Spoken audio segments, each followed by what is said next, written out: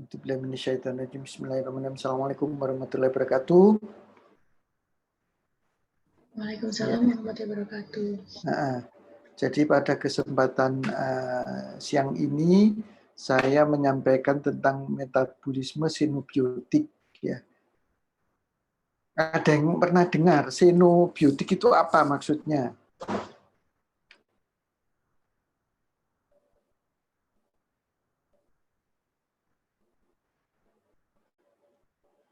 Mungkin ada yang pernah dengar sinobiotik itu apa?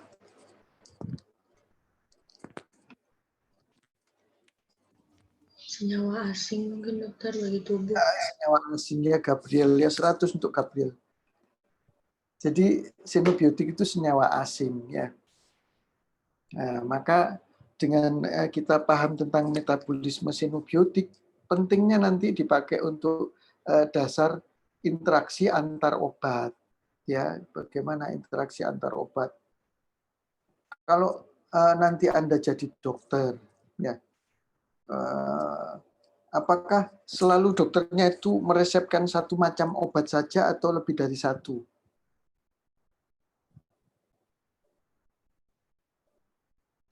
Lebih dari satu dokter. Ya, yang sering bagaimana? Lebih dari satu ya.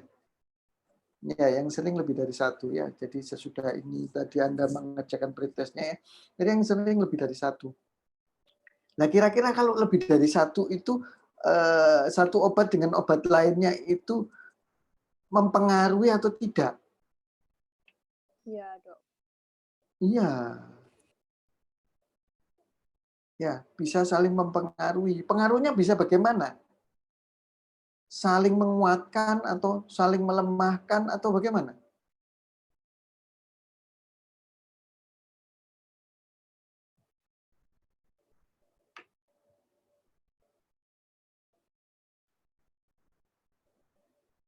Mungkin ada yang pernah baca, kira-kira bagaimana pengaruhnya antar obat itu?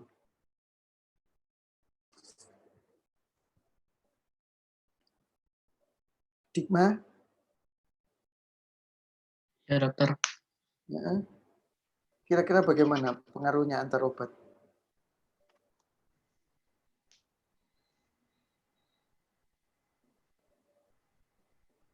Salah enggak apa-apa. Silakan dijawab. Terjadi interaksi, Dok. Ya, terjadi interaksi. Ya, ini siapa? Ariela ya? Iya. Terjadi interaksi.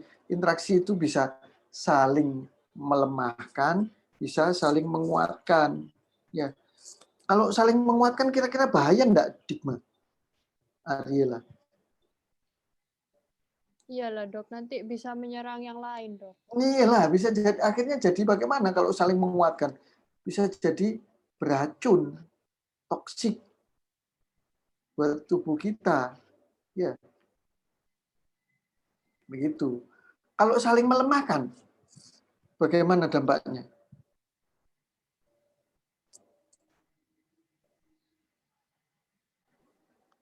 Interaksi obat itu saling melemahkan, kira-kira pasiennya fine-fine aja, oh enggak apa-apa dikasih obat sama dokter ini gitu.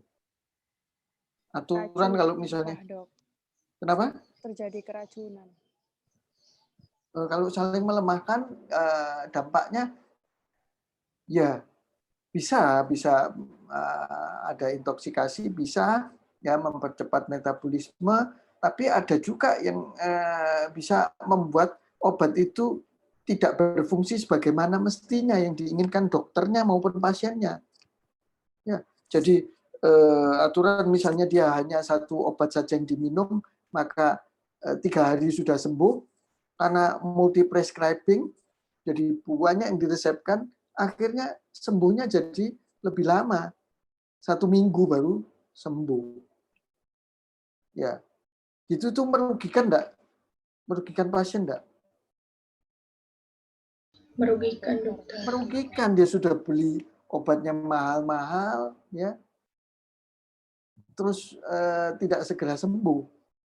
Ya, nah itulah dampaknya. Jadi maka kita belajar tentang sinobiotik ini supaya itu semua bisa diantisipasi. Ya. Nah, agar capaian pembelajarannya mahasiswa mampu menjelaskan zat kimia. Ya. Yang kira-kira termasuk zat kimia apa saja? Air yang kita minum termasuk zat kimia enggak? Iya, dokter. Iya, dokter. 100, betul. Rumus kimianya H2O. H2O ini zat kimia.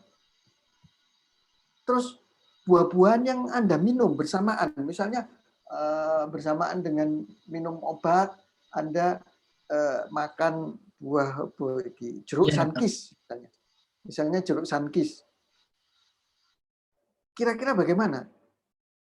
Buah yang Anda makan itu melemahkan atau menguatkan obat yang Anda minum?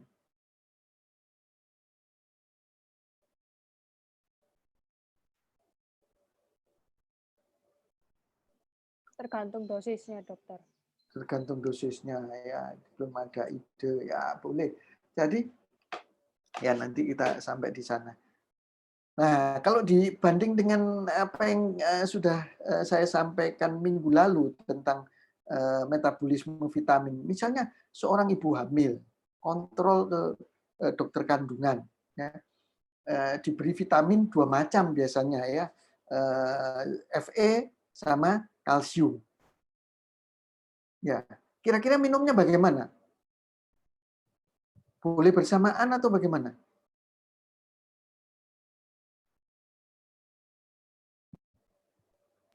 Tidak mungkin, dokter. Mungkin dijadwalkannya beda. Tidak boleh, Gabriela. Alasannya apa tidak boleh bersamaan? Kan sudah ada kuliahnya minggu lalu. Nanti ada reaksi tadi itu, dokter. Nah, reaksinya bagaimana? Gabriela, reaksinya bagaimana?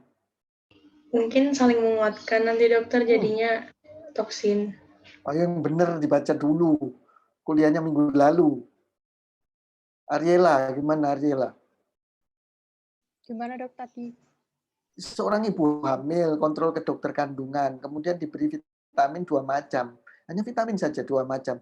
Jadi suplemen yang berisi Fe, yang satunya suplemen yang berisi kalsium.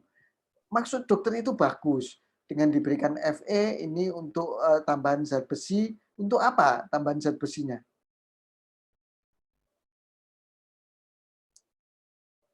Untuk pembentukan janin, sel darah merah pada ibu maupun pada janinnya. Ya, nanti sel darah merah itu berfungsi untuk pertukaran oksigen, pertukaran nutrisi antara ibu dengan bayinya. Gitu. Bagus toh, dua diberikan suplemen kalsium. Kalsium untuk apa, Ariela di sini? untuk pertumbuhan bayi mungkin, dokter, sama Untuk kekuatan pertumbuhan tulang ibu hamil. tulangnya, pertumbuhan tulang dari bayinya, ya kalsiumnya. Jadi maksudnya bagus enggak? Bagus, ya 100% good, ya. Tapi menjadi tidak bagus kalau tidak disertai penjelasan cara meminumnya. Ya, contohnya bagaimana Gabriela? Tadi Gabriela mencontohkan tidak boleh bersamaan. Karena Kenapa itu kalau kalsium bisa menghambat penyerapan zat besi. 100 untuk Digma. Jadi kalsiumnya justru menurunkan absorpsi Fe. Yang meningkatkan absorpsi Fe-nya apa? Kira-kira. Ya, apa kira-kira? Minggu lalu. Boleh sambil diintip-intip materi minggu lalu. Kira-kira apa?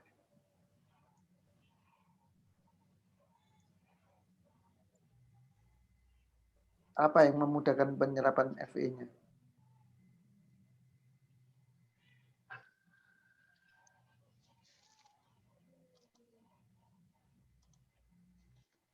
Vitamin C, dokter. Ya, 100 untuk Digma. Vitamin C ya. Vitamin C dia nanti akan mengoksidasi Fe sehingga mudah diabsorpsi ya. Sedangkan kalsium dia chelating agent buat Fe. Selain itu yang chelating agent yang lainnya kebiasaan apa?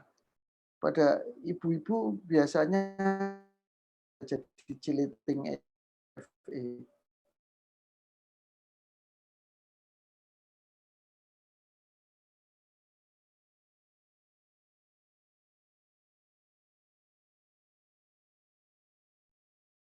Yang juga mengandung kalsium kira-kira apa? Gabriela, Ariela. Minuman yang mengandung kalsium apa? Susu dokter. Susu. Iya, 100 ya untuk Ariela dan siapa lagi itu tadi di belakangnya. Jadi susu juga chelating agent karena dia mengandung kalsium. Susu caranya yogurt, kemudian keju. Nah itu yang nanti jadi chelating agent untuk Fe. Selain itu, selain susu produk susu, apalagi yang sering Anda juga sering meminumnya? Keju. Oh, bukan Yogurt. minum. Yogurt. Minum masuk minum keju. Oke. Nah, bukan kan sudah masuk susu produk susu, yogurt sudah. Apa? Yakult sudah. Apa yang belum masuk? Yang Anda sering beli, wah beli di Tongji lah, di mana? Nggak boleh sebut produk ya. Es jeruk dokter. Maaf. Ya. Bukan. Teh Apa dokter. ya? Lo es jeruk kan Teh. vitamin C. Teh dokter. Teh ya Oh, 100 itu. Teh dok. Teh ya. Teh mengikat Fe terus dijadikan apa? Antioksidan. Jadi asam Laktat. kok iso laktat. Asam Nitrat. ya bisa yuk. Asam fitat ya. Jadi diubah menjadi asam fitat terus dikeluarkan lewat buang air kecil jadi rugi. Ya, jadi ini Bu, enggak boleh minum bersamaan dengan susu, enggak boleh minum bersamaan dengan teh, enggak boleh bersamaan dengan suplemen kalsiumnya, harus diberi jarak minimal 4 jam. Ya gitu ya. Jadi supaya pasiennya enggak rugi, sudah beli vitamin mahal-mahal, terus begitu dia mau melahirkan dicek HB-nya, lu masih rendah. HB-nya ibu kok masih anemi. Ibu nggak pernah minum vitamin. Lu rutin dok minum vitamin, lah kok masih rendah ya? Nah itu karena bersamaan dengan teh, bersamaan dengan susu atau produk-produk susu. Itu ya harus, jadi nanti kalau Anda jadi dokter harus dijelaskan benar supaya pasiennya tidak rugi. Kontrolnya ke dokter Ariela aja, dokter Ariela SPUG, amin ya. Kontrolnya ke dokter Ariela SPUG udah bayar berapa ratus ribu, beli vitaminnya berapa ratus ribu, ya nggak taunya waktu melahirkan masih anemi, nah kan rugi. Ya di situ kita belajar itu supaya tidak terjadi kesalahan yang seperti itu. Ya. Ini mampu menjelaskan xenobiotik, termasuk diantaranya yang termasuk xenobiotik karena semua zat asing, ya termasuk herbal. Herbal termasuk juga makanan yang kita makan sehari-hari. Kalau misalnya kita makan buah-buahan, buah jeruk, jeruk keprok, lah itu termasuk herbal yang dia bisa mengganggu absorpsi. Ya. Nah, ini mahasiswa mampu menjelaskan metabolisme xenobiotik. Pertama reaksi hidroksilasi oleh sitokrom P450 dan keduanya reaksi konjugasi. Kemudian mahasiswa mampu menjelaskan dampak biokimia metabolisme xenobiotik. Ya, kenapa disebut sitokrom P450 kira-kira?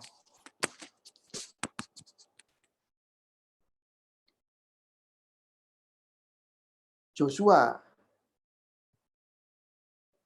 kenapa disebut sitokrom P450?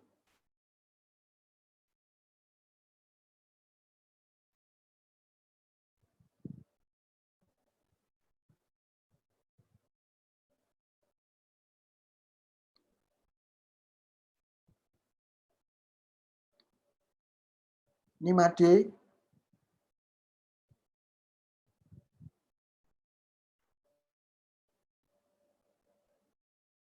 mencapai puncaknya, dokter.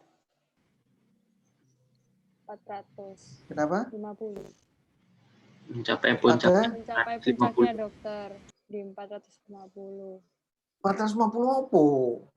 NM. 450 rupiah, 450 kilometer. NM. Nek tol ngono 450 kilometer mencapai puncaknya di kilometer 450. Nah, apa maksudnya puncak 450? Jika direaksikan dengan CO untuk mereduksikan sitokrom, P450 akan dihasilkan senyawa yang absorpsinya mencapai puncaknya 450 nanometer, dokter. Nanometer ya. Kalau Anda percobaan pakai spektrofotometri, ya sudah pernah kan sama dokter Zita, sama Pak Bahar ya, pakai mass spektrofotometri itu nanti dia bisa dideteksi absorbansinya pada panjang gelombang 450 nanometer. Itu ya maksudnya. Setelah direduksi dengan apa? Direduksi dengan apa? Senyawa apa?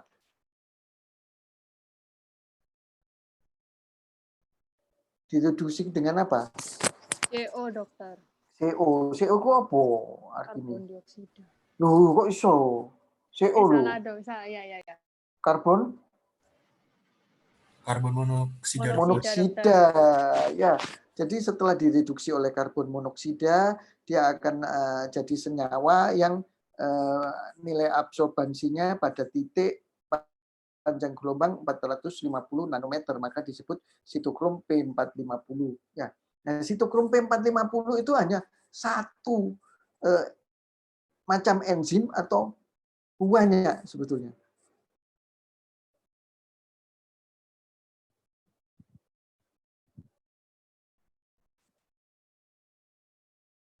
Ayo.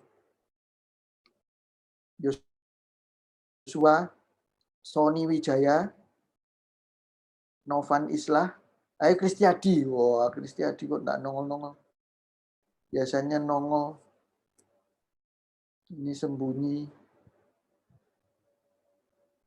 Zaini, ya. Zaini kok lama tidak muncul namanya. Ayo, gimana Zaini? Ahmad Zaini. Ayo, kira-kira apa? Jawabannya. Dia satu macam enzim atau dia seolah-olah satu. Gimana Ariela? Gimana? Dokter. Monooksigenase. Iya, monooksigenase dia kerjanya.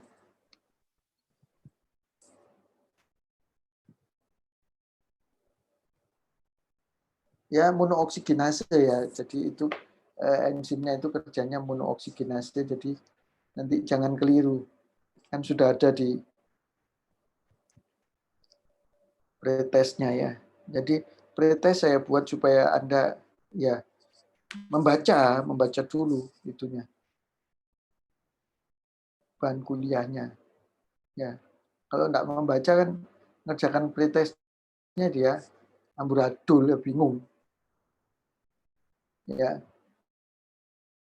Referensi yang saya pakai Harper edisi 31 ya tahun 2018 bersama Marx ya edisi kelima tahun 2018 ya sama Leninger edisi ke-7 tahun 2017 ya sama ini review artikel yang disampaikan oleh dua orang Thailand yang tentang herbal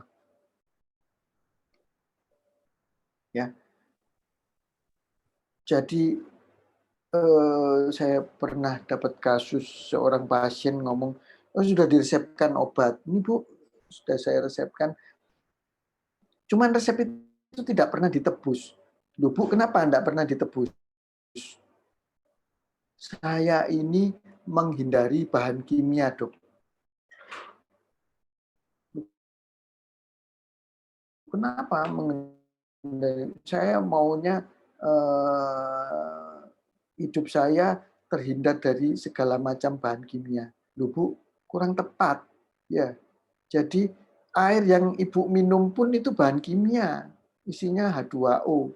Ya, ada glukose, galaktose, fruktose, sukrose, maltose, semuanya itu ya bahan kimia. Ya, ini yang karbohidrat primer, ini karbohidrat sekunder, ya seperti itu. Semuanya bahan kimia. Ya, ini yang sukrose atau maltose seperti ini, ya, seperti itu. Semuanya bahan kimia. Kalau misalnya air sekalipun kita minum sekaligus itu 2 liter, ya risikonya bisa terjadi kelempoken. Kelempoken itu bentuk dari keracunan air. Ya. Jadi keracunan air pun bisa terjadi. Ya. Keracunan H2O. Keracunan gula, glucotoxicity, menimbulkan AGEs, Advanced Glycation End Product. Ya. Atau keracunan lemak, lipotoxicity, terjadi disfungsi sel. Ya. Jadi bisa terjadi keracunan kalau dimakannya secara berlebihan, diminumnya secara berlebihan. Ya, seperti itu. Nah, bahan asingnya, sinobiotik adalah senyawa kimia asing bagi tubuh, senyawa natural dalam makanan yang berasal dari tanaman, herbal, senyawa sintetik dalam obat, drug, ya, atau prodrug. Jadi obat yang kita minum itu tidak selalu bentuknya langsung menjadi obat aktif. Ya, bisa jadi dia merupakan prodrug, obat yang belum aktif. Diaktifkannya kapan kalau yang prodrug? Riko. Kira-kira diaktifkannya kapan yang prodrug? Saat masuk ke dalam tubuh, dokter. Saat masuk dalam tubuh, di metabolisme, dari metabolisme sinobiotik fase 1, maka yang dari prodrug diaktifkan menjadi drug yang aktif. Begitu. Ya. Terus ada zat aditif dari makanan, polutan lingkungan, PCB, insektisida, pestisida, ya. Terus senyawa ini masuk organofosfat, ya. Pengetahuan tentang metabolisme sinobiotik penting untuk farmakologi, terapeutik, dan toksikologi, ya, tentang keracunannya. Banyak sinobiotik dalam makanan yang berasal dari tanaman herbal, memiliki potensial yang menguntungkan bagi kesehatan, misal sebagai antioksidannya. Contohnya yang jadi antioksidan apa?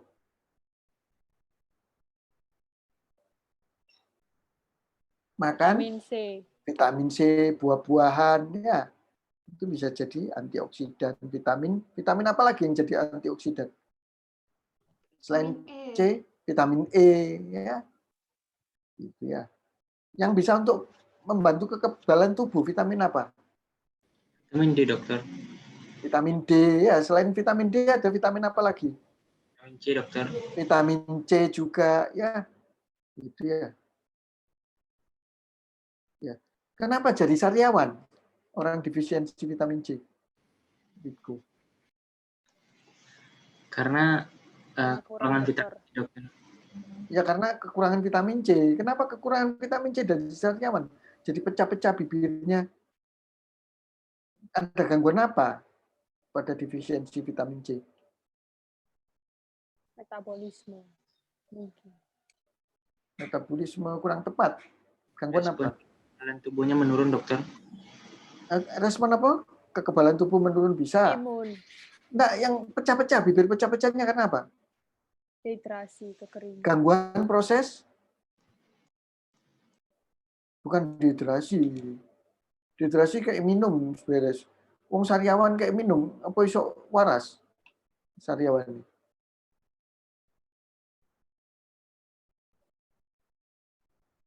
Gangguan apa?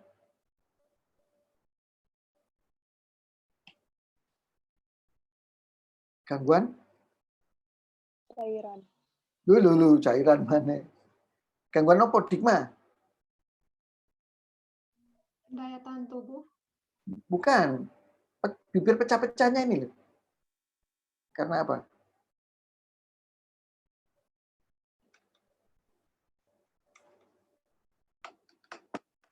Yuk, Perubahan karena apa? hormon. Bukan perubahan hormon, Riko. Apa kira-kira?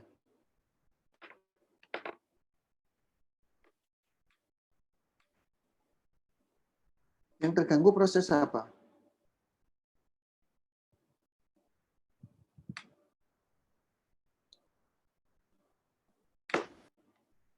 Proses makan, dokter. Hah?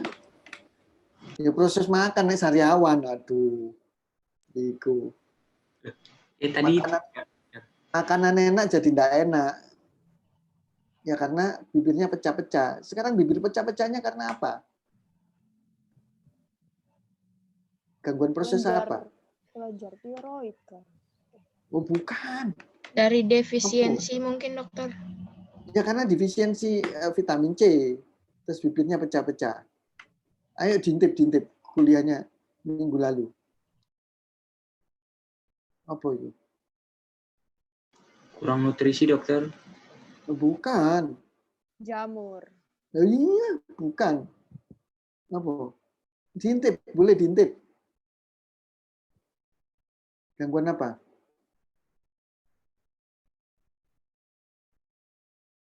Maka kondisi itu sekarang dimanfaatkan sama gadis-gadis sama ibu-ibu.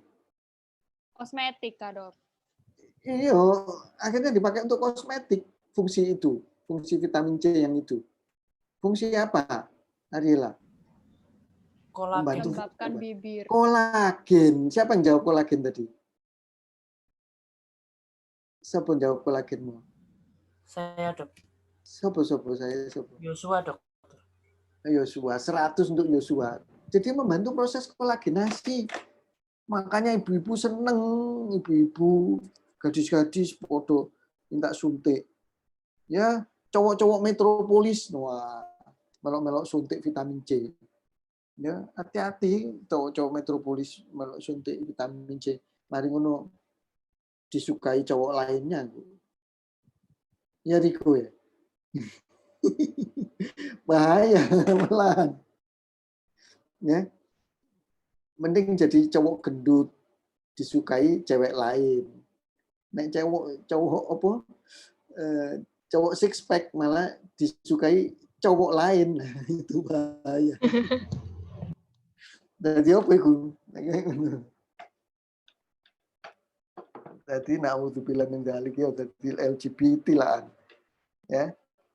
Jadi vitamin C membantu proses kolagenasi, itu yang dipakai untuk kosmetik, akhirnya dipakai juga untuk penyembuhan luka. Saya pakainya kalau pasien habis operasi saya kasih vitamin C supaya penyembuhan lukanya bagus. Habis melahirkan saya kasih vitamin C supaya penyembuhan lukanya bagus, ya. Seperti itu ya. Nah, karena defisiensi vitamin C maka kolagenasinya bisa tidak bagus, terus bibirnya jadi pecah. Ya, itu yang terjadi ya. Defisiensi vitamin C jadi scurvy ya. Nah, sinobiotik untuk mengetahui mekanisme yang terlibat dalam metabolisme sinobiotik dapat membuat paham bahwa konsumsi mikroorganisme dan tanaman transgenik mengandung gen yang mengatur enzim merupakan polutan yang berbahaya bagi tubuh kita. Namun organisme transgenik digunakan untuk biosintesis obat dan bahan kimia. Jadi jangan sampai kita konsumsi mikroorganisme sembarangan ya, kecuali yang golongan apa? Mikroorganisme yang bisa dikonsumsi yang golongan apa yang sekarang banyak digembar-gemborkan?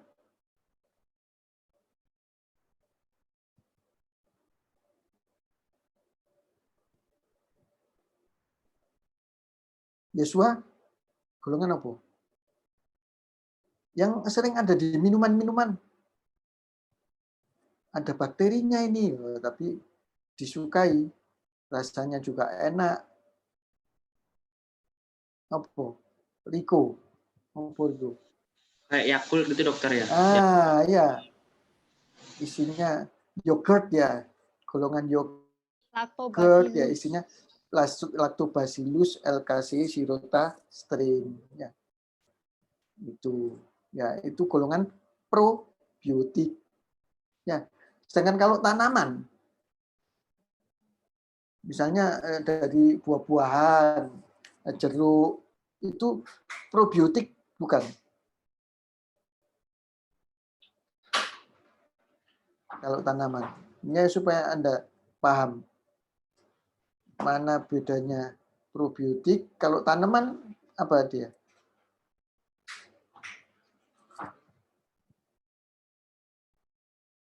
Masuk kategori probiotik bukan?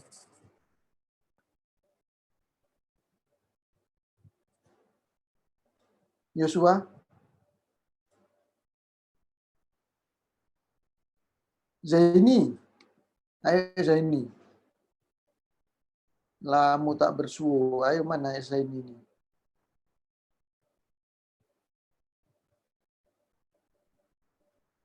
Asmi. Aduh, kok lari-lari.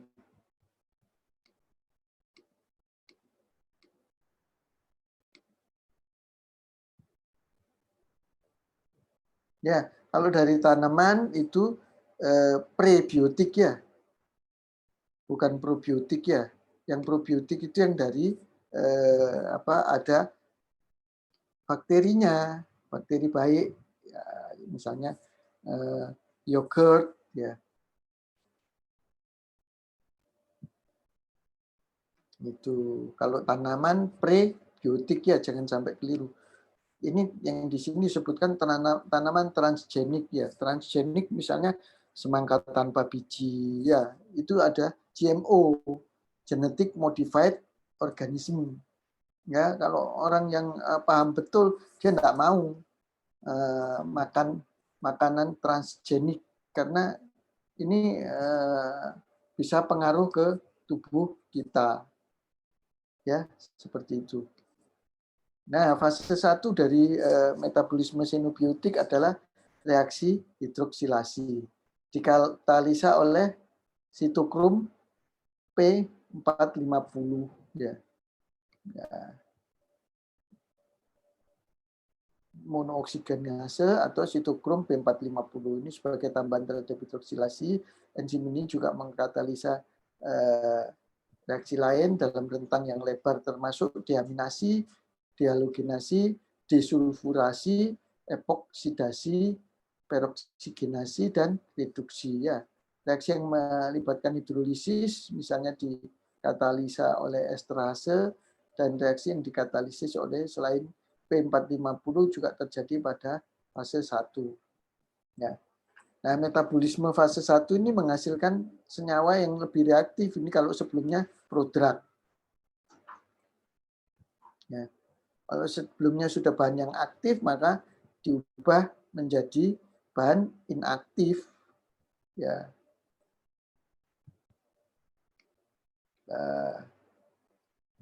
Kalau sebelumnya merupakan prodrug atau prokarsinogen, nah ini nanti di metabolisirnya tidak cukup dengan reaksi fase 1 yang biasa saja. Kalau reaksi fase 1 yang biasa saja akan mengubah prodrug menjadi drug, prokarsinogen menjadi karsinogen. Ya. Nanti supaya dilemahkan maka dilakukan reaksi hidroksilasi lebih lanjut, mengubah dari senyawa aktif menjadi kurang aktif atau bentuk tidak aktif sebelum dikonjugasi. Ya. Jadi reaksi fase 1 ini membentuk senyawa yang sebelumnya aktif menjadi inaktif atau sebelumnya inaktif menjadi aktif, yang jelas diubah menjadi kondisi senyawa yang polar. Ya. Kalau sudah polar nanti selanjutnya reaksi fase 2 diapakan?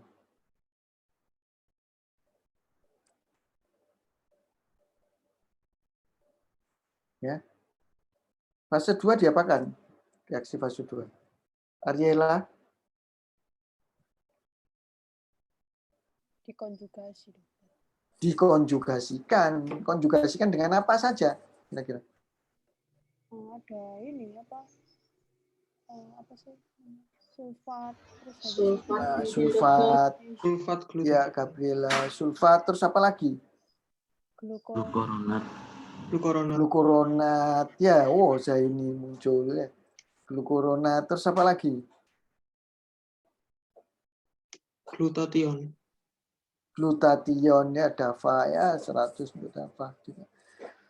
Ya, glutathione, seperti itu reaksi fase 2. Ya. Nah, ini sitokrom P450 ini sebetulnya merupakan superfamili. Jadi dia bukan satu jenis enzim saja, tapi dia satu keluarga besar enzim yang mengandung Fe, mengandung heme. Karena dia mengandung Fe, mengandung heme, dia bisa berfungsi sebagai monooksigenase. Jadi kalau dia mengandung heme, itu dia bisa mengikat apa?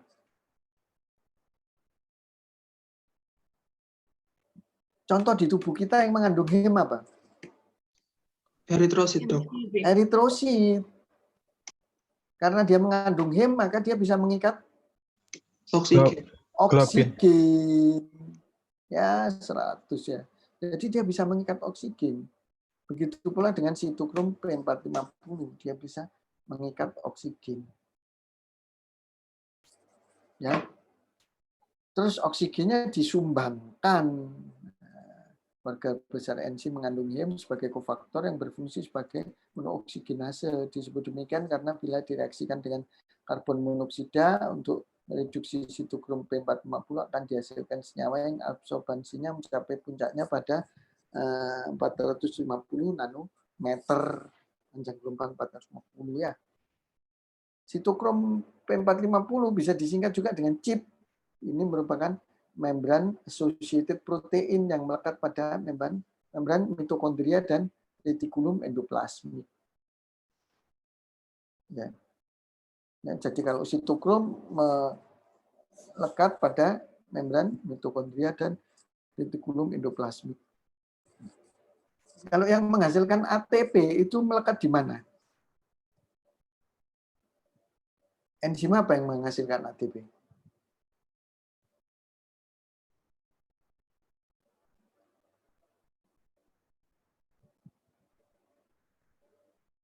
Gabriela, enzim apa?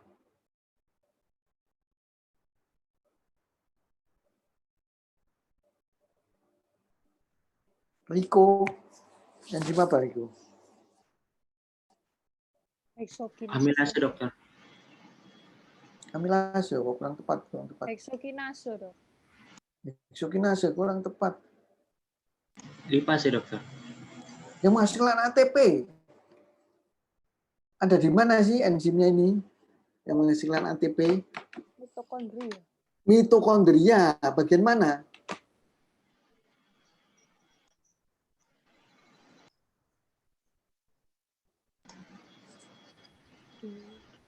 Di dalam sel mitokondria, Dokter. Ya, inner membrane dari mitokondria. Ya.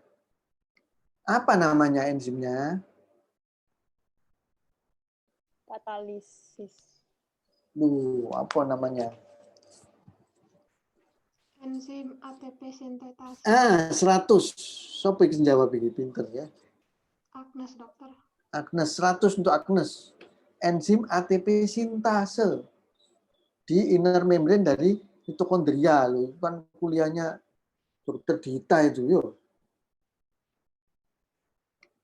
Nah ini kalau yang ini membran associated protein melekat pada membran mitokondria, retikulum endoplasma, memetabolisir ribuan senyawa endogen dan eksogen.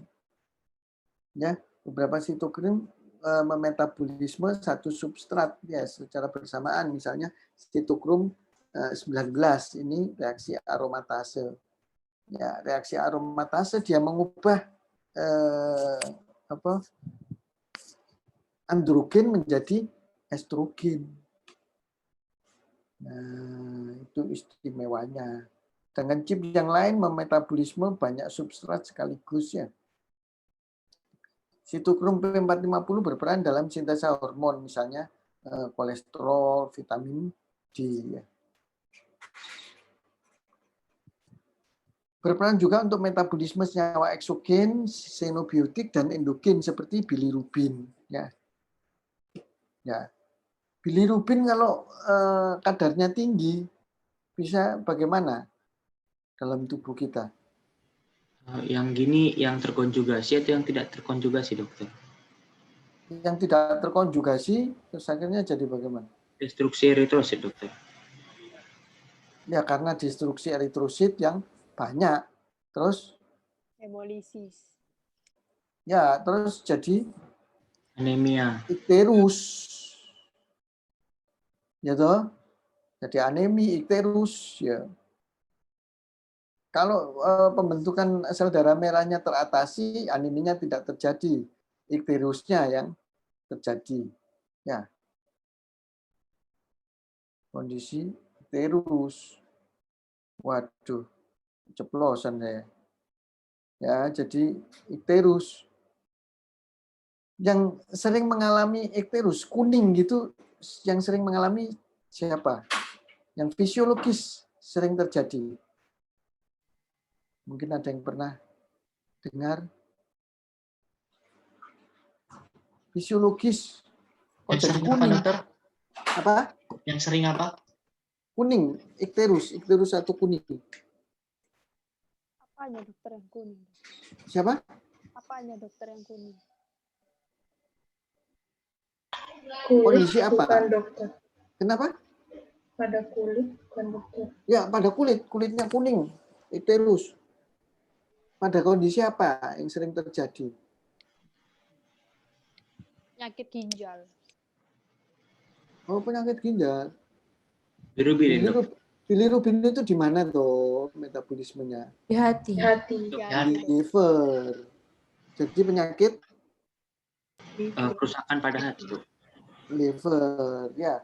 Kalau ini nggak ada kerusakan liver, tapi destruksi eritrosit banyak. Kondisi apa ya? Destruksi eritrosit banyak, tapi dia nggak ada gangguan liver.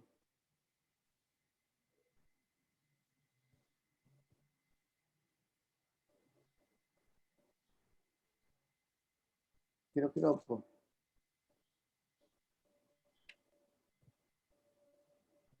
Ada yang pernah dengar mungkin?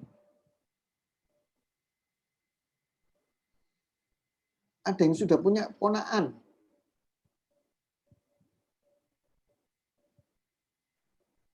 Mungkin ada yang sudah punya keponakan. Ya dok, saya sudah punya.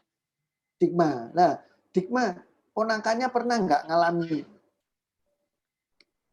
Pernah ngalamin kuning gitu, dokter? Iya. Pernah. Kapan ponakannya ngalami kuning? Ketika dia tidak dapat asupan susu dari ibunya. Nah, kapan itu tidak dapat asupan susu? Ketika setelah lahir. Nah, setelah lahirnya, ya betul 100 untuk Digma. Seperti itu. Ya, terima kasih ya.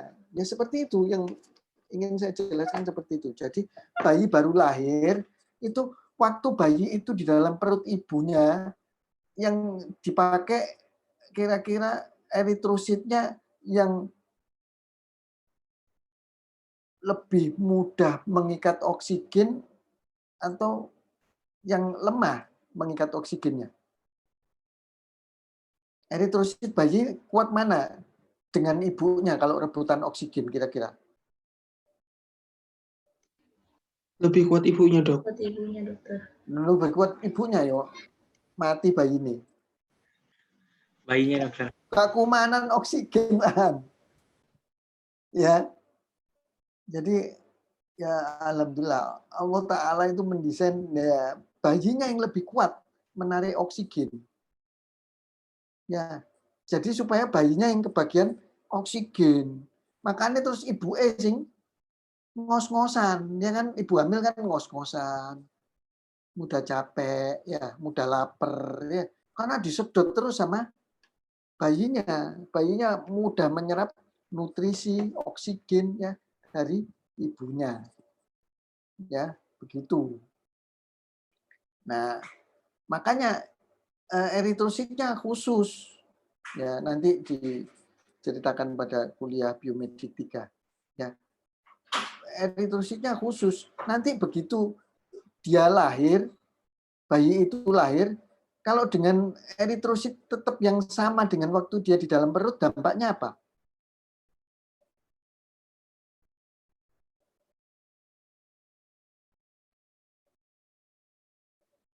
Kira-kira dampaknya apa? Bisa kalian perkirakan? Bilirubin disirkulasi darahnya meningkat. Belum seperti itu. Jadi kalau dia di alam bebas ini, kalau di dalam perut kan semua diproteksi sama ibunya, ya kan? Begitu di alam bebas ada apa saja? Virus. Bakteri, virus, dokter. Di udara selain bakteri, virus ada apa lagi? Polusi, dokter. Polusi. Ya, polusi apa tadi yang bisa mereduksi sitokrom tadi apa? Kira-kira yang sering ada di dalam udara kita. CO. Karbon monoksida. CO ya. Nah, itu kalau misalnya sel darah merahnya bayi itu mengikatnya lebih kuat daripada ibunya, maka dia akan mengikat karbon monoksida lebih kuat atau lebih lemah dibanding ibunya. Lebih kuat, dokter. Lebih kuat. Lebih kuat. Bahayanya apa dia kalau keracunan karbon monoksida? Meninggal, dokter. Meninggal. Maka didesain sama Allah Ta'ala. Jadi begitu dia lahir, maka diubah sel darah merahnya dari yang kuat, menarik oksigen, bisa kuat mengikat polutan, itu diubah menjadi yang tidak seberapa kuat, sama dengan eritrosit ibunya. Sama dengan eritrosit kita-kita. Maka saat itu terjadi destruksi dari eritrosit dalam jumlah banyak. Destruksi eritrosit akhirnya bilirubin jadi meningkat. Maka ponakannya Digma itu jadi kuning. Ya. Kata Digma, kuningnya tadi karena kurang mendapat apa? Kurang mendapat asupan susu dari ibu. Susu dari ibunya. Apa hubungannya, Digma? Susu kok jadi Antibodinya dia tidak mendapat antibodi. kurang susu kok jadi ini. Nah, susu itu fungsinya apa nanti? Begitu dia dimakan sama bayinya, susunya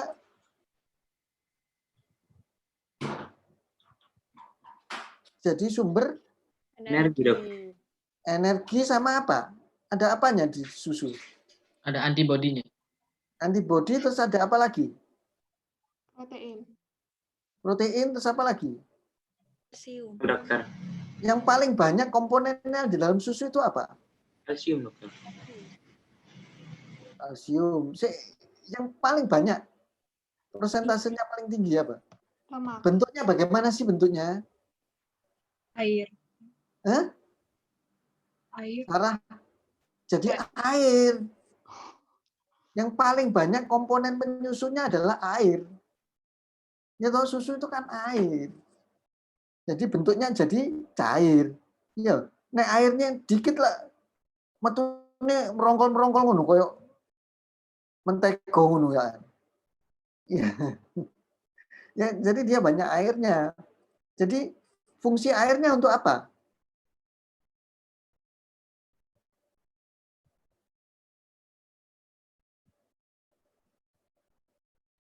Membawa bilirubinnya itu keluar bersama air, keluar kemana? Keluar lewat mana? Kalau Urin. lewat urin. Lewat urin juga lewat kotoran, lewat fesesnya. Jadi fungsinya susunya seperti itu pada kondisi icterus.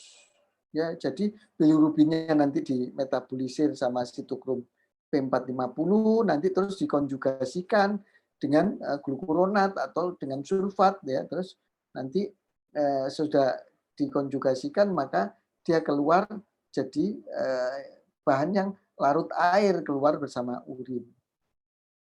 Ya, begitu ya terjadi. Ya, sitokrom P450 memiliki manusia memiliki 57 gen dan lebih dari 59 pseudogen yang mengatur pembentukan sitokrom P450 dibagi dalam 18 famili dari sitokrom P450 dan 43 subfamili.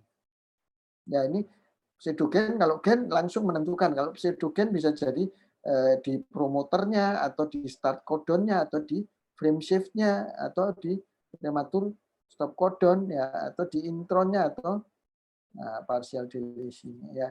Pseudogennya ya, dampak dari pseudogennya itu bisa di macam-macam ininya. Ya, familinya apa saja? Ada chip 1, chip 2, 3, 4, 5, 7, 8, 11, 17, 19, 20, 21, 24, 26, 27, 39, 46, 51 ya. Berapa gennya masing-masing dulu ini sendiri-sendiri ya. Ya ini enggak usah dihafalkan sekali ya, cuma cukup Anda tahu ya, misalnya sitokrom 19 ini untuk steroid biosintesis, sitokrom 17 untuk steroid biosintesis, sitokrom 11 untuk steroid biosintesis ya. Ya, seperti itu. Untuk vitamin D3 ini sitokrom 27 ya. Vitamin D3 degradasi sitokrom 24. Ya. Begitu. Nah, nomenklaturnya sitokrom itu ada chip ya. Chip ini sitokromnya. Kemudian kode 2 ini familinya. Ya. Ini ada lebih dari 40% ya familinya.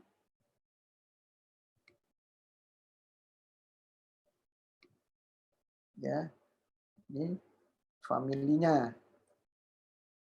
Lebih dari 40%, kemudian D itu subfamili. A, B, C, D, E, A, B, C, D. Ini subfamili. Ya. Terus 6 ini gennya. Genus. Gennya. Ya. Ini individual enzimnya ya, subfamilinya yang A tadi, terus ini individual enzim. Ya, ada berapa? Termasuk nanti ada alilnya berapa.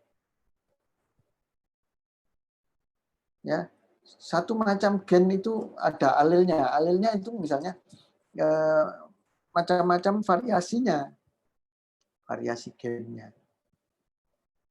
Ya, seperti itu. Subfamili lebih dari 55%, famili lebih dari 40%. Yaitu nomenklaturnya. Nanti sudah itu fase konjugasi.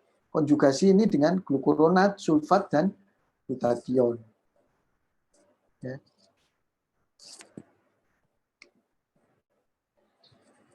Reaksi pada fase 1, xenobiotik dikonversi menjadi senyawa yang lebih polar.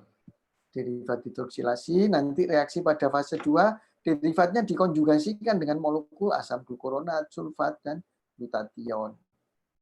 Ini membuat lebih larut air dan akhirnya diekskresikan dalam urin atau empedu. Ya. Gitu yang terjadi. Nah, glukuronat paling sering adalah glukuronidasi menggunakan UDP glukuronic acid dikatalisa oleh glukuronosil transferase. Ada di retikulum endoplasmik dan sitosol. Molekul seperti asetil-aminofluoren, arsinogen, anilin, asam benzoat, meprobamat, ya, suatu tranquilizer, fenol, dan banyak hormon steroid diekskresikan sebagai glukuronid. Ya. Glukuronid mungkin berikatan ke oksigen, nitrogen, atau grup sulfat dari substrat. Nah, ini glukuronatnya, asam glukuronat ya ini UDP glukuronosil transferasenya ini ya, ke sini senyawa xenobiotiknya dengan dibantu enzim UDP glukuronosil transferase UGT ya, terus diubah menjadi konjugat glukuronat. Ya. Nah, ini tadi ceritanya keponakannya Digma. Sampai di fototerapi, Dikma, keponakannya? Tidak, dokter. Oh, enggak sampai ya. Jadi kalau yang berat sekali, misalnya bilirubinnya lebih dari 18, ya ini di fototerapi. Itu kalau semisal itu bisa menyebabkan kematian nggak, dokter? Kalau misalnya bilirubinnya terlalu tinggi sekali, itu bisa pengaruh ke otak, kern icterus, ya pengaruh ke otak itu Tapi bisa. dia masih bisa hidup ya, dok? Oh, masih bisa hidup. Tapi dia kalau misalnya pengaruhnya di otak, apakah dia bisa kayak ngelakuin kegiatan seperti anak sewajarnya gitu? Tuh, kalau parah sekali ya bisa mengurangi IQ-nya, gitu loh. Makanya kan disarankan, mungkin saat itu disarankan dokternya untuk dijemur, ya pagi hari dijemur, dikasih minum yang banyak, ya kasih minum yang banyak. Nah ini ya dijemur pakai sinar matahari pagi hari, ya sinar matahari pagi hari sebelum pukul 8:30 ya paling siang, ya. Ditelanjangi, terus tapi matanya ditutup ya supaya tidak kena sinar ultraviolet, ya terus disinari. Fototerapi ya, fototerapi kalau yang ultraviolet ini fungsinya dia mengubah isomernya, geometrik isomernya diubah, ya isomerisasi, kemudian dengan oksidasi itu terjadi ini perubahan biliverdin, dipirol ya sama monopirol ya, sehingga dia kemudian bisa dimetabolisir lebih lanjut bilirubinnya. Selanjutnya kalau bisa dimetabolisir lebih lanjut dikonjugasikan dengan glukuronat. Ya, kalau sudah dikonjugasikan maka diberi minum banyak, nanti keluar bersama urin atau buang air besarnya. Ya, ini dasar penggunaan fototerapi menggunakan sinar ultraviolet. Ya. Nah, berikutnya, sampai di sini ada pertanyaan enggak?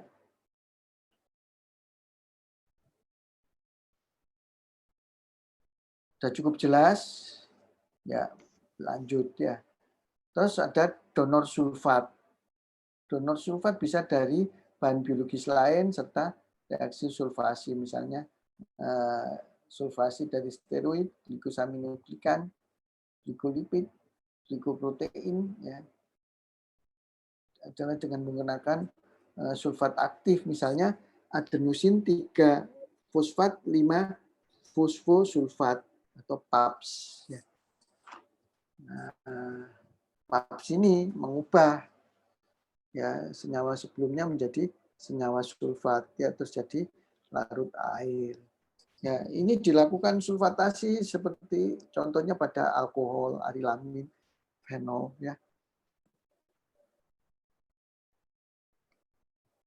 Nah, glutathione, nah, ini xenobiotik diikat dengan glutathione menjadi glutathione sulfat konjugat, ya, jadi GST.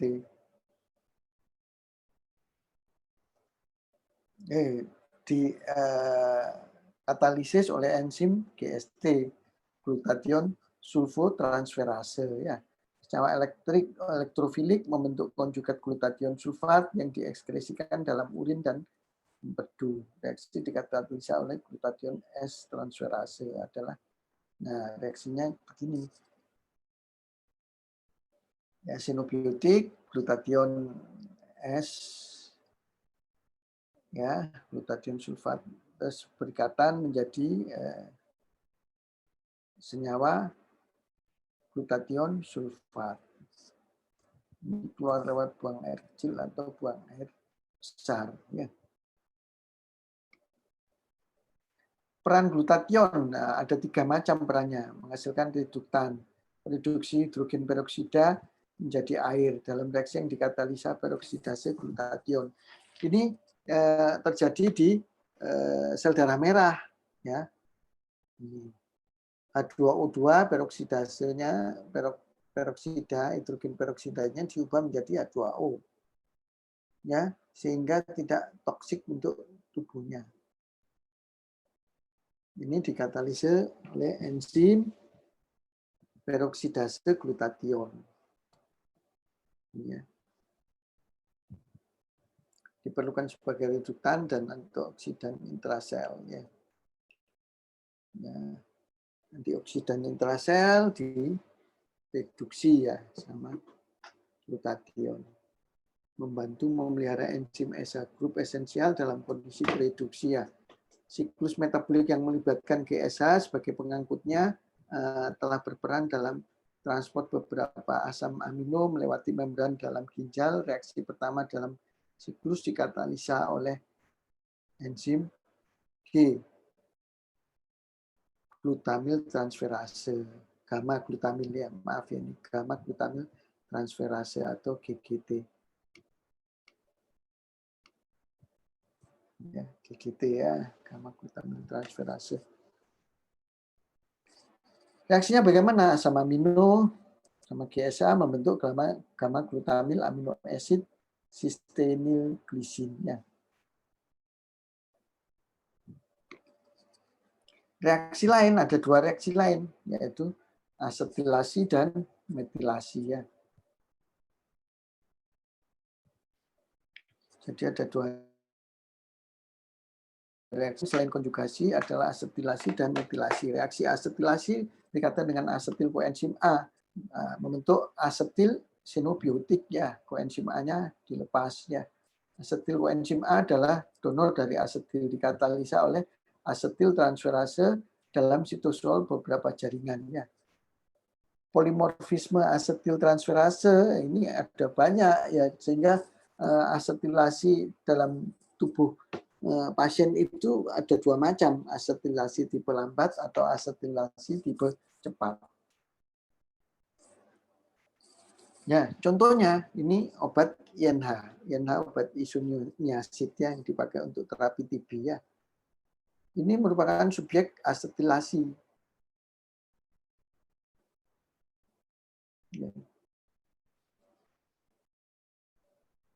Ya. Pada individu yang asetilasinya lambat, INH dalam darahnya tinggi. Ya, akibatnya ya bisa bahaya, mudah terjadi intoksikasi. Keuntungannya terapinya cukup efektif.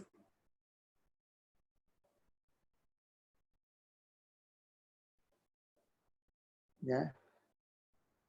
Kalau asetilasinya lambat ya. Kalau asetilasinya terlalu cepat, maka kadar obatnya cepat turun.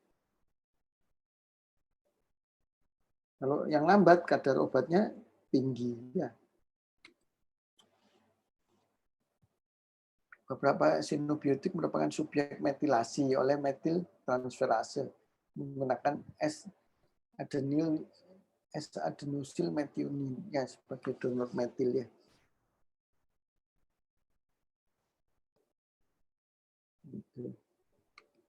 Ada konjugasi, setelah itu ada asetilasi, metilasi ya. Ya, sampai sini ada pertanyaan?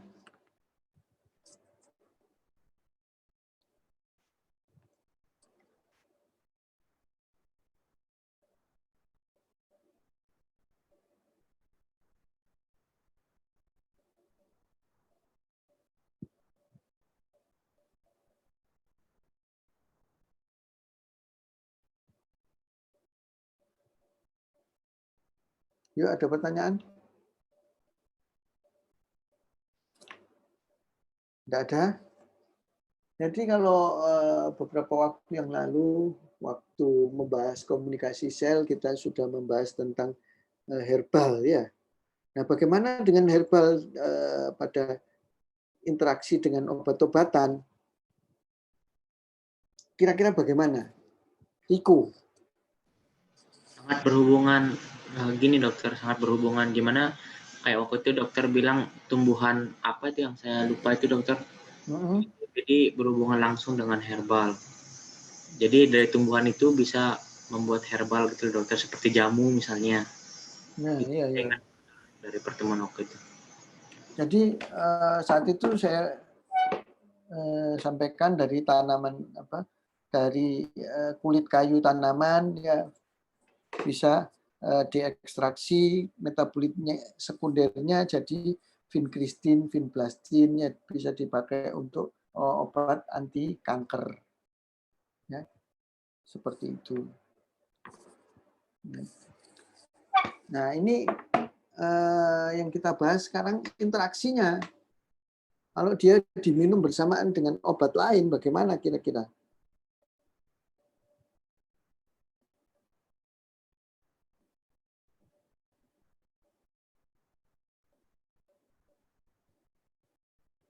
Kira-kira bagaimana? Iko, Zaini, ayo gantian Zaini, Dava,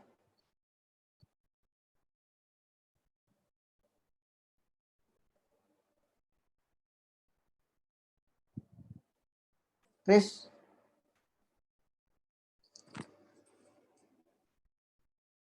kok nggak nongol Chris kamu Chris?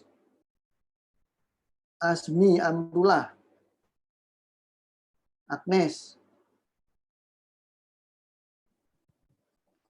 Abednego. Nah, ini Abednego juga udah lama nggak nongol lagi. Kenapa Abednego?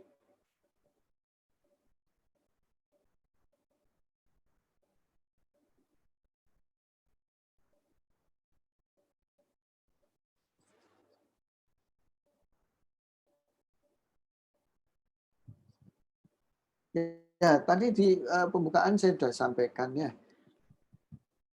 Nggak usah jauh-jauh herbal. Orang misalnya Anda meminum FE bersamaan dengan minum teh, gitu aja bisa pengaruh kan? Ya, jadi bisa menurunkan FE yang diserap. Ya, itu baru cara meminumnya, belum nanti cara mengolahnya. Ya.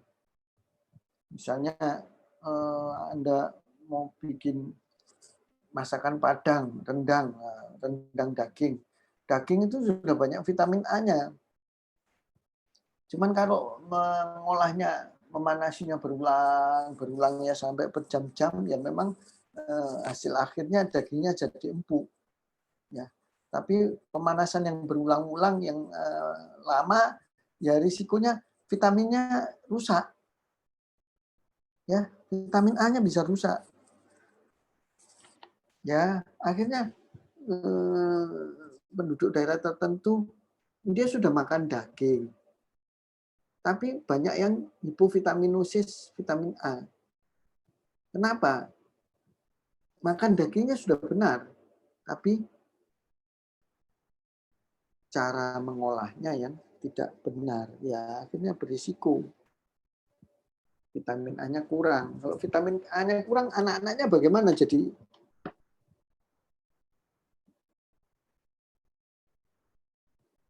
Arilia. Gimana, Dok? Kalau vitamin A-nya kurang, maka anak-anaknya yang terjadi bagaimana? Kelihatannya terganggu, Dokter. Terganggunya bagaimana? Rabun. Rabun apa? Senja. Oh, rabun senja. Ya. Jadi kalau senja dia sulit melihat dengan terang. Ya. Iya. Gitu ya. Itu yang ringan. Ya. Yang parah ya bisa sampai seriftalmia. Ya. Ya, begitu. Jadi kompleks sekali. Interaksi obat dan herbal itu di metabolisme di P450. Transportasinya oleh P-glikoprotein yang ada di usus, liver, dan ginjal. Ini membuat peran penting dalam absorpsi, distribusi, dan ekskresi.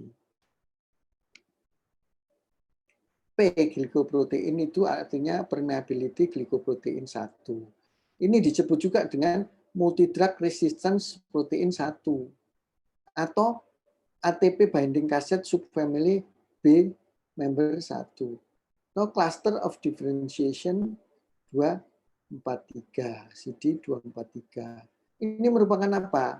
Pompa ATP dalam membran sel yang memompa banyak substansi asing keluar dari sel. Ya. Permeability glikoprotein ini terdistribusi luas di epitel usus dimanapun pompa ini memompa sinobiotik kembali ke lumen usus.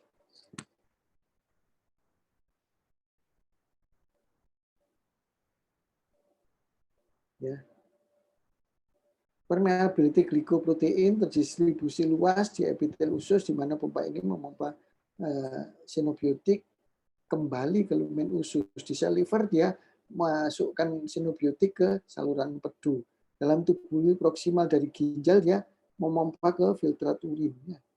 Di sel endotel kapiler sawar darah otak atau blood-brain barrier, ya, dan sawar darah testes, ya, pompa ini kembalikan sinobiotik ke dalam kapiler.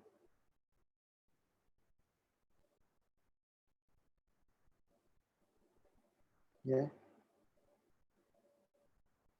Jadi kalau yang di sel endotel kapiler sawar darah otak atau blood-brain barrier dan sawar darah testes, pompa ini kembalikan sinobiotik ke dalam lumen kapilernya. Nah, ini terjadi. Misalnya ini ada obat ya.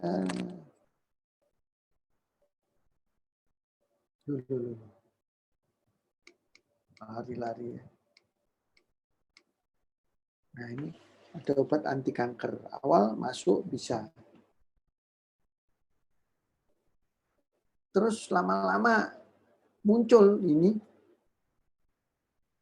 P-glikoprotein. Ya, itu apa tadi ya? Permeability glikoprotein.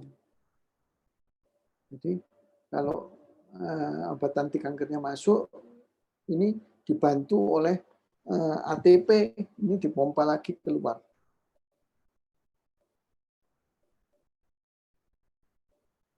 Begitu, ini yang berperan P-glikoprotein ya, permeability glikoprotein ini mengeluarkan obat anti kankernya tadi. Dampaknya apa kalau obat anti kankernya dikeluarkan lagi?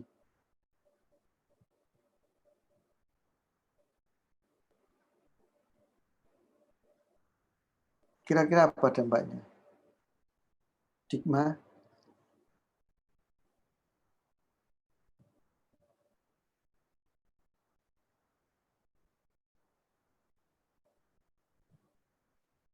Ayo dampaknya apa? Ariela?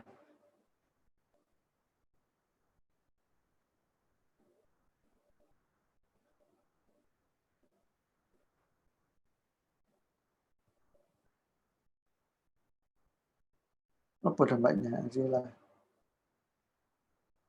Yosua?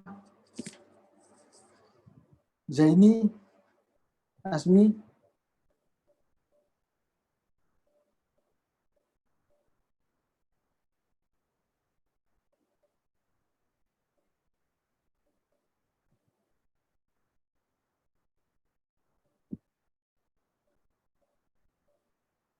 Ayo dampaknya apa? Kemana maksudnya? Ini pasiennya diobati obat anti kanker ya. Awal masih efektif ya. Begitu sudah lama, setelah sekian waktu, ini sel kankernya membentuk permeability glikoprotein. Akibatnya sama permeability glikoprotein dibantu dengan ATP ini ya.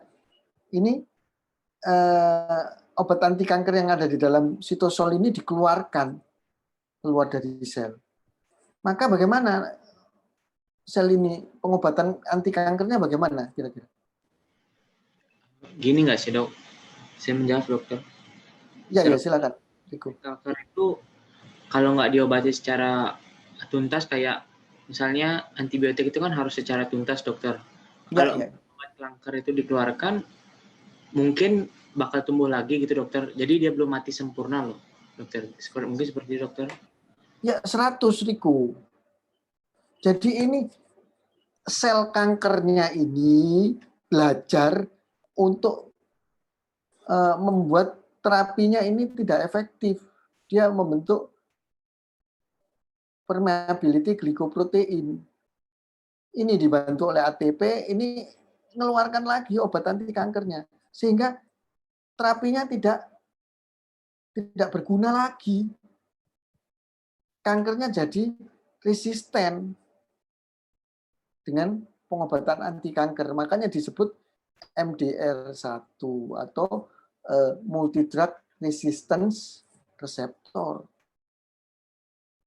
Berarti dok, sel kankernya berarti nanti malah nambah lagi, berarti bukan mengurang gitu ya dok? Iya, karena kemoterapinya enggak efektif. Maka supaya efektif dikasih apa ini yang sebelah kanan ini? PGP. Dikasih apa ini? Yang hijau-hijau ini.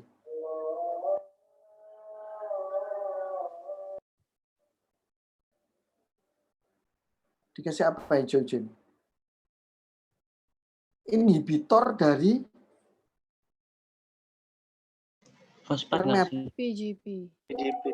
inhibitor permeability glikoprotein. Dihambat permeability glikoproteinnya, sehingga obat kemoterapinya ini nggak bisa dikeluarkan. Nah, kalau dihambat begini, jadi efektif nggak pengobatan anti kankernya? Enggak. Ya, jadi lebih efektif. Oh iya, kalau Kan misalnya. nggak dikeluarkan. Kalau ini kan dikeluarkan. Iya. Paham. Gitu loh. Lu kali mau coba gambar loh, ya seperti itu ya, membaca gambarnya. Ya, obat yang melewati permeability glikoprotein seperti kolsikin, ya. Kolsisin ini yang dia targetnya di mana dia kolsisin? Ini kita bicarakan waktu kita bicara sitoskeleton.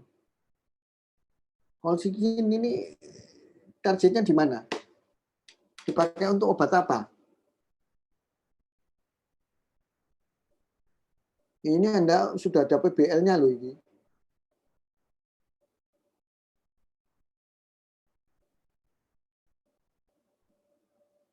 Waktu Anda PBL topik tulang ini ada ini. Oh, kok iso anemi tulang loh, tulang? Bukan dok, bukan. Artritis ya, betul. Gout arthritis ya, untuk pengobatan gout arthritis. Titik tangkapnya di mana ini? Kolsisin.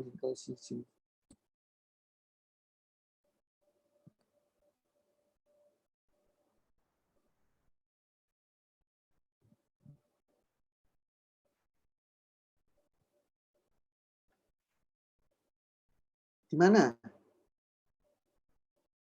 Titik tangkapnya di mikrotubul. Oh, lali mana? Di mikrotubul ya, ini bareng sama dengan vinblastine ya, obat anti kanker vinblastine sama dengan apa lagi? Griseofulvin, obat jamur. Ya, obat kemoterapi seperti inhibitor topoisomerase misalnya etoposide, doxorubicin, obat dengan target mikrotubul vinblastine, inhibitor tyrosine kinase misalnya gefitinib ya, sunitinib ya, terus lipid, steroid, xenobiotik, peptida, bilirubin, glikosida jantung seperti digoxin, obat imunosupresan, glukokortikoid, dexamethasone, antiretrovirus untuk terapi HIV seperti inhibitor protease dan inhibitor non-nukleoside reverse transkriptase. Ya.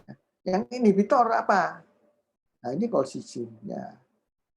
Siklosporin, amiodaron, clarithromycin, erythromycin, ketoconazole, lansoprazole, omeprazole, dan proton pump inhibitor lainnya, nifedipin, ya obat darah tinggi nifedipin, reserpin, sertralin, quinidin, tamoxifen, verapamil, elacridar, ya, terus CP 100356. Nah, ini inhibitor dari permeability glikoprotein. Ya, inhibitor tadi fungsinya supaya apa? Supaya obat anti kankernya bisa efektif, tidak dibuang lagi sama permeability glikoprotein. Ya, tujuannya seperti itu.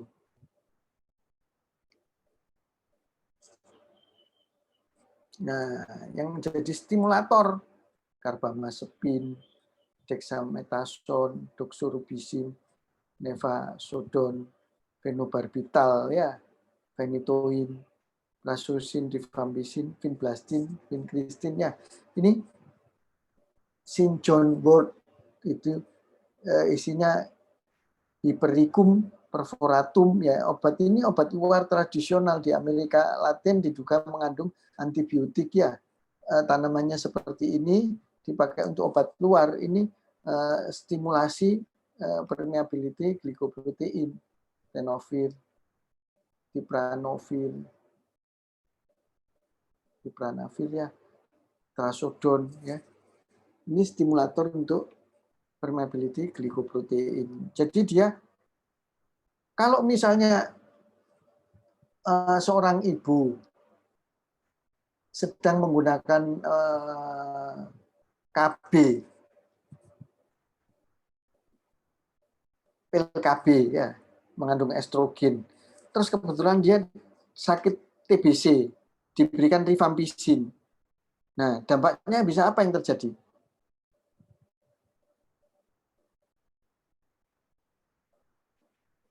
Rifampicinnya merupakan stimulator dari permeability glikoprotein. Akibatnya terus pil KB-nya bagaimana? Tidak efektif, Kak Dok. Tidak efektif, dibuang lagi. Ya, Arilia, dibuang lagi oleh permeability glikoprotein ini. Ya, bahayanya seperti itu.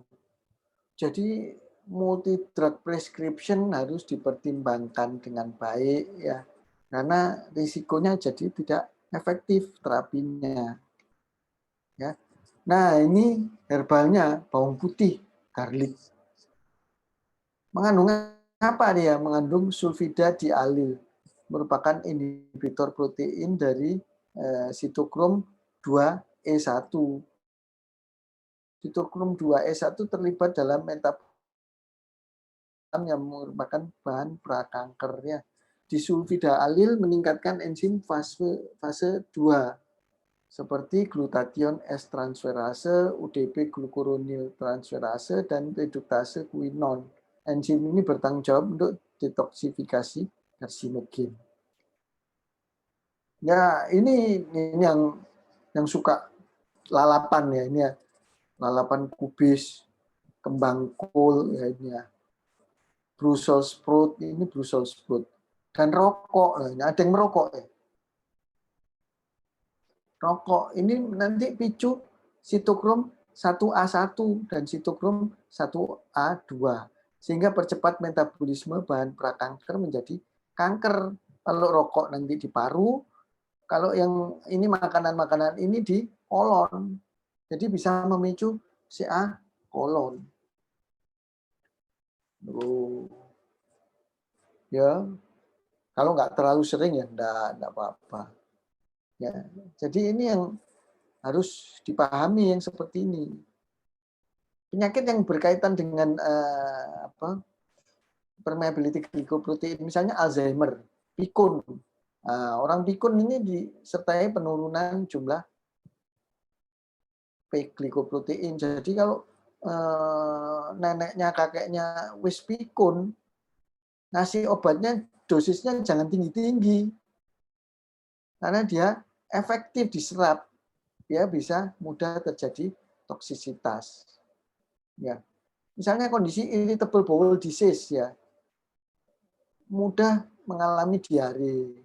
Nah, ini disertai dengan peningkatan permeability glikoprotein, ya, karena permeability glikoproteinnya tinggi, maka dia kalau ketemu toksin dikit langsung dikeluarkan lewat ususnya, dikembalikan ke lumen ususnya, maka terjadilah diare, irritable bowel disease. Ya. Ini ya yang terjadi seperti itu. Resumenya, ini xenobiotik dimetabolisir dalam 2 fase. Reaksi utama dari fase 1, hidroksilasi, dikatalisa oleh bermacam-macam monooksigenase yang diketahui sebagai sitokrom P450. Dalam fase 2, hidroksilasi senyawa sehingga berikatan dengan bermacam-macam senyawa hidrofilik seperti asam glukuronat, sulfat, atau glutation. Kombinasi operasi dari dua fase tersebut mengubah senyawa lipofilik menjadi senyawa larut air atau hidrofilik ya, yang dapat dikeluarkan dalam urin atau empedu. Ya. Sitokrom P450 katalisa reaksi yang memberikan satu atom oksigen dari molekul oksigen ke dalam substrat sehingga diperoleh produk hidroksilasi dan yang lainnya menjadi air NADPH dan reduktase sitokrom P450 NADPH terlibat dalam mekanisme reaksi ini. Sitokrom P450 adalah hemoprotein. Hemoprotein karena dia mengandung hem atau ada Fe-nya ya.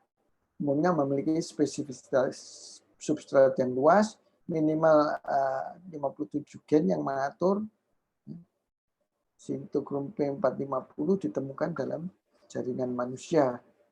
Umumnya ada di retikulum endoplasmik dari sel, khususnya di dalam liver. Banyak sitokrom P450 dapat diinduksi, ini memberikan implikasi penting untuk terjadinya interaksi obat. Fase 2, reaksi konjugasi di katalisa enzim glukuronil transferase, sulfotransferase, glutation S transferase menggunakan UDP asam glukuronat, terus sulfatasenya menggunakan sulfat aktif, PAPS ya, terus glutation, terus ya ini saling berbagi, dia juga berfungsi sebagai donor. Glutation tidak hanya berperan penting dalam reaksi fase 2, tapi juga sebagai agen reduksi intrasel. Sinobiotik dapat produksi bermacam efek biologis, termasuk toksisitas, reaksi imunologis, dan kanker. Metabolisme obat herbal melalui sitokrom P450 dan permeability glycoprotein ya. Jadi ini sinobiotik metabolitnya bisa menimbulkan toksik ya. Selain itu bisa memicu reaksi auto antibody ya. Terus juga bisa memicu reaksi kanker, maka ini dinetralisir oleh epoksidase. Ya, metabolisme obat herbal melalui sitokrom P450 dan permeability glycoprotein. Ya. Ya, sampai di sini ada pertanyaan?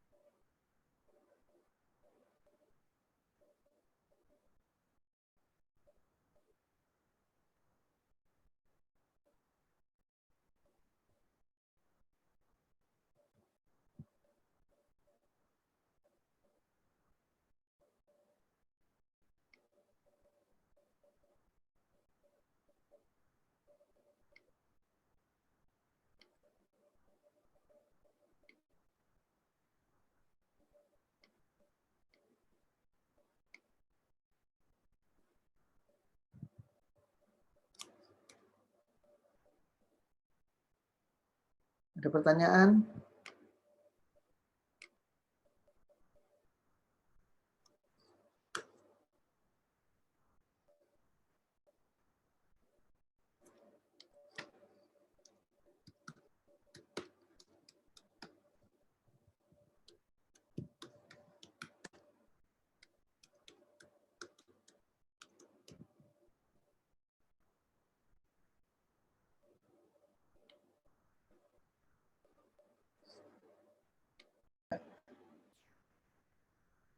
Jadi harus diperhatikan juga ada efek dari metabolisme sinobiotik ya. Karena ikatan kovalen metabolit sinobiotik dengan makromolekul termasuk DNA, RNA, protein dapat menimbulkan jejas sel. Akibatnya bisa menjadi sitotoksisitas yang dapat menjadi parah hingga menimbulkan kematian sel. Dalam respon terhadap terjadinya kerusakan DNA, ada mekanisme DNA repair, ya kan sudah pernah disampaikan mungkin sama Dr. Rismaika, ya. Nah, DNA repair dari sel diaktifkan. Kondisi ini akan melibatkan transfer dari unit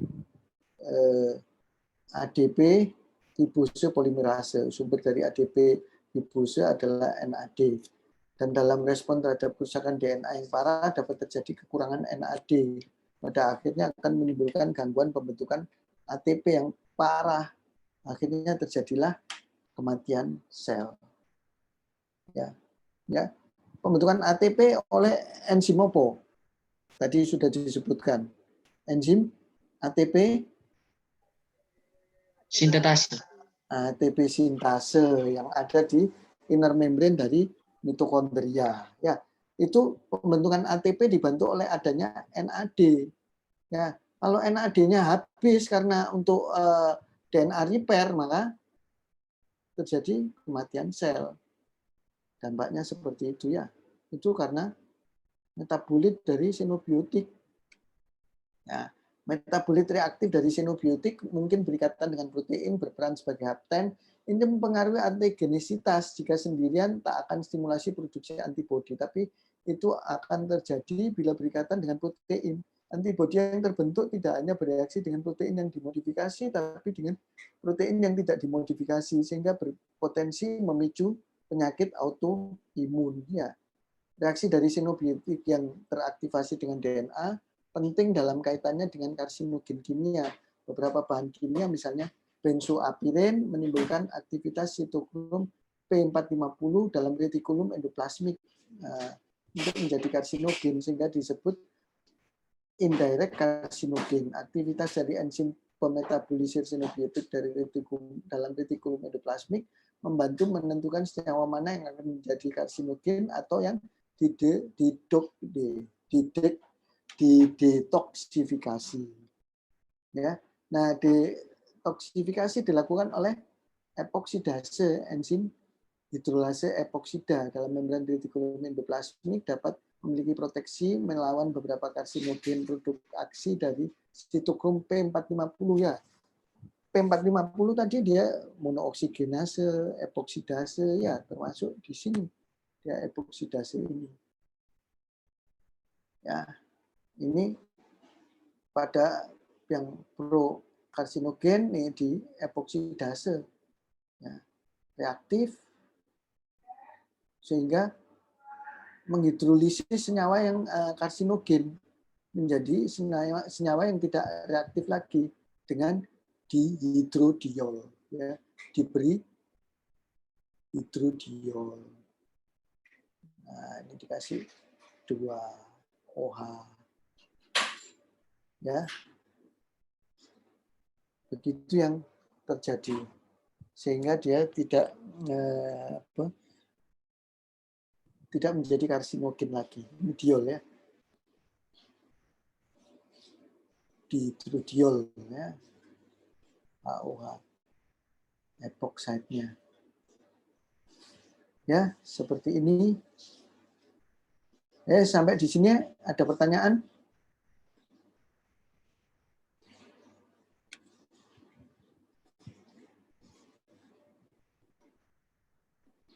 Kalau sudah tidak ada pertanyaan, kita lanjutkan dengan post testnya ya.